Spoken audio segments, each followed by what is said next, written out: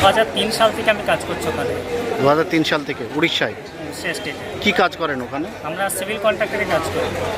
কি পরিস্থিতি, মানে কি হয়েছে, কি কারণে? আপনার পর্যায়ে শ্রমিকদের উপরে অত্যাচার করছে। আর প্রবলেম হচ্ছে যে আমরা নাকি বাংলাদেশি, আমরা ইন্ডিয়ান থাকা সত্ত্বেও আমাদের এভিডেন্সগুলো কোনো কাজে লাগছে না। মানে সমস্ত প্রমাণপত্র বলে ইন্ডিয়ান প্রুফ দেখাচ্ছে ওদেরকে, সেই ব্যাপারটা কোনো অ্যাকশন প্রশাসনও নিচ্ছে না, ওখানকার জনসাধারণরা কেউ নেয় না। ওখানকার যে পুলিশ প্রশাসন বা তেনারা কি বলছে? হয়েছিল, তারপরে আবার ওদেরকে জানানো হয়েছে যে আমরা ইন্ডিয়ান এভিডেন্সগুলো হাসা থাকা সত্ত্বেও ওরা কোনো অ্যাকশনই নেয় না, আপনার একটাই কথা এখান থেকে চলে যাবে। কেন, কি কারণে অ্যাকশন নিচ্ছে না? মানে বাংলাদেশি কি কারণে? আমরা বলে জালিয়াতিভাবে 50 টাকা ভাবে টাকা দিয়ে আমরা ওই আধার কার্ড, ভোটার কার্ড এসবগুলো বানিয়েছি। এখন আপনার মানে কি পরিস্থিতি? ওখানে কতজন শ্রমিক নিয়ে কাজ করছিলেন, কি অবস্থা? আমাদের কিছু না হলে ওখানে প্রায় 25 থেকে 30 লাখ শ্রমিক থাকে আমাদের পশ্চিমবঙ্গের। যদি এই মুহূর্তে যদি উড়িষ্যা না যেতে পারেন তাহলে কি ধরনের সমস্যার মধ্যে পড়বেন? আমরা চাইছি আমাদের দেশে যেন কাজের ব্যবস্থা করবে, আর না হলে মুখ্যমন্ত্রীর কাছে আমরা আবেদন জানাচ্ছি যে আমাদেরকে যেন ওখানে ফিরিয়ে আমাদেরকে স্বাভাবিকভাবে কাজকর্ম করার জন্য সেই সুযোগ সুবিধাটা ব্যবস্থা করে। উড়িষ্যার লোকেরা কি করতো আপনাদের উপর? কেমন অত্যাচার করতো? গালগালাজি করতো, এখান থেকে চলে যায় তোরা বাংলাদেশি, রোহিঙ্গা এরকম ভাষায়। এই যে মারধর বা গালিগালাজ করতো, এটা কি সাধারণ মানুষ করতো না এক শ্রেণী কোনো ইয়ে আছে? এটা RSS এর আর বিজেপির মেন লোক, বিজেপির মেন লোক, কর্মীরাই করতো। কর্মীরাই করতো। এ বিষয়ে ওখানকার প্রশাসনকে বলে কোনো কাজ হতো না? না, কোনো কাজ নেই। একবার ফোন করেছিলাম আমি, সেখানে ডাইরেক্ট ওরা বলছে যে ওপর মহল থেকে আমাদের চাপ আছে। উপর মহল থেকে চাপ আছে। আপনি কবে ফিরে এসছেন এখানে? এখানে আমি শুক্রবার দিন এসেছি। শুক্রবারের দিন। আসার পথে কোনো সমস্যা? না, সমস্যা হয়নি। আপনার নাম? মোহাম্মদ শাহজামাল শেখ। উড়িষ্যায় কোন জায়গায় কাজ চলছে আপনার? সুন্দরগড় ডিস্ট্রিক্ট আমার কাজ চলে। সুন্দরগড়। দীর্ঘদিন উড়িষ্যাতে কাজ করে আসছিলাম আমরা। হঠাৎ করে এক শ্রেণীর রাজনৈতিক দল বিজেপি, প্রকাশ্যে বলাটাই ভালো, বিজেপি সেই রাজ্যে আসার সঙ্গে সঙ্গে বাঙালির উপর একটা অনৈতিক অত্যাচার, মারধর, যাচ্ছেতাই ব্যাপার। কি হচ্ছে, বাঙালি বলে আমরা গর্বিত অনুভব করতাম এতদিন, আজ বাঙালি বললে মার খেতে হচ্ছে। কারণ কি? কারণ হচ্ছে যে তারা এক শ্রেণীর রাজনৈতিক দল আমাদের ওপর এই মতো হাতে মারা এবং হাতে মারা দুটোই করছে। তাই আজকে আমরা 4টে জায়গায় ডেপুটেশন দেওয়ার জন্য বিক্ষোভ মিছিল করছি।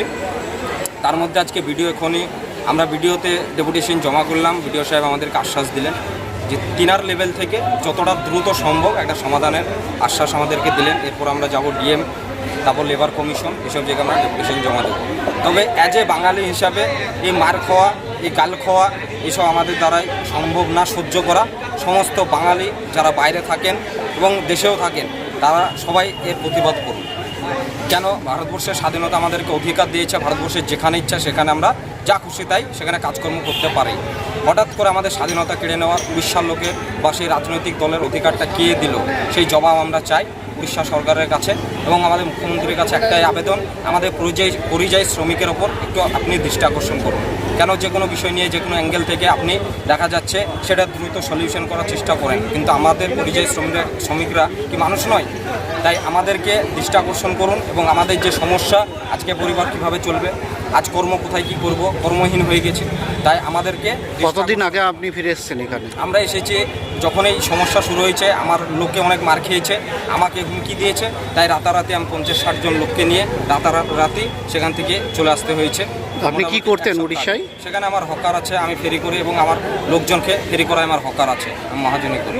ছোটোখাটো ব্যবসা করছি, কি লোন নিয়ে ধার দেনা করে এইভাবে। আজকে ডেটে সমস্ত কিছু ফেসে গেছে, তাহলে আজকে আমরা যাবো কোথায়? আত্মহত্যা করবো কি? তাছাড়া খাবো কি? এই সমস্ত সমস্যা নিয়ে আজকে আমাদের এই বিক্ষোভ মিছিল। কোথায় বাড়ি আপনার? বাড়ি আমার সরুলা গেটপাড়া, নাম আমার শামীম আহমেদ।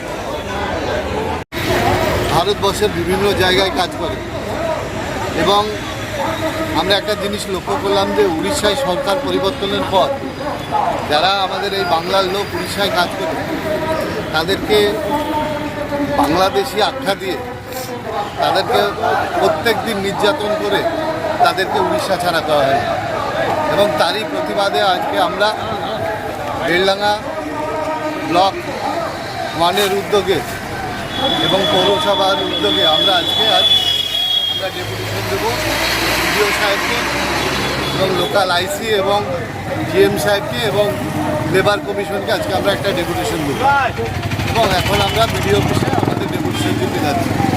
আমাদের একটাই লক্ষ্য, আজকে এই মিছিলে কারা অংশগ্রহণ করছে, কারা আছে? আজকে যারা উড়িষ্যা থেকে বিতাড়িত হয়ে এসছে তারা সবাই আছে এখানে মিছিলে এবং তাদের একটাই দাবি যে আমরা ভারতবাসী, আমরা ভারতবর্ষে যে কোনো জায়গায় কাজ করতে পারি, সেই দাবিকে নিয়ে আমরা আজকে পথে নেমেছি। যদি এরপরে কোনো ব্যবস্থা না হয় সেক্ষেত্রে কি করবেন? এখন আমরা আমাদের মতো করে এগোচ্ছি, যেটা প্রসেস সেই প্রসেস অনুযায়ী এগোচ্ছে এবং আমাদের জননেত্রী আমাদের মুখ্যমন্ত্রী মমতা বন্দ্যোপাধ্যায় আছে, তার কাছেও আমাদের আগে থেকেই জানানো আছে এবং আজকের মিছিলের পর যে স্মারকলিপি সেটাও ওনাকে আমরা পাঠাবো। ডিএম সাহেব আছে, ওনার মাধ্যম দিয়ে এটাই আমাদের এখন প্রাথমিক কাজ।